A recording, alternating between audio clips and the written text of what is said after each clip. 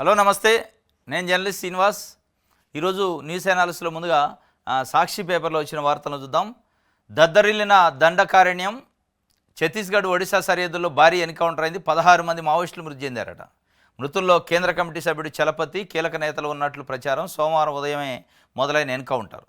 దశల వారీగా ఎదురు కాల్పులు. తొలి రోజున 2, రెండో రోజు 14 మంది మృతదేహాలు లభ్యమట.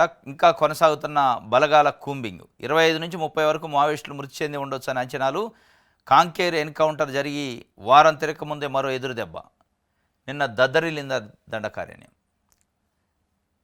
కేంద్ర హోంశాఖ మంత్రి అమిత్ షా గారు కరెక్ట్గా 3-4 రోజుల క్రితం వచ్చిండు ఆంధ్రప్రదేశ్కి.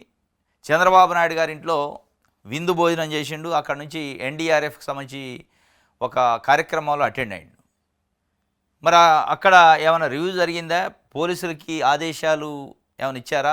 నక్సలిజం పైన ఎట్లాంటి చర్యలు తీసుకుంటున్నారు, లా అండ్ ఆర్డర్ ఇష్యూలు అనేది తెలియదు. కానీ ఒరిస్సా ఛత్తీస్గఢ్ సరిహద్దుల్లో అయితే భారీ ఎన్కౌంటర్ జరిగితే 16 మంది చనిపోయారు. పాపం ఒక ఇద్దరేమో మొన్న చనిపోయారట, 14 మంది ఇంకొక రోజు చనిపోయారట. డే బై డే 16 మంది మావోయిస్టుల మృతి. మొత్తానికి మావోయిస్టులకి అయితే ఇది పెద్ద దెబ్బే.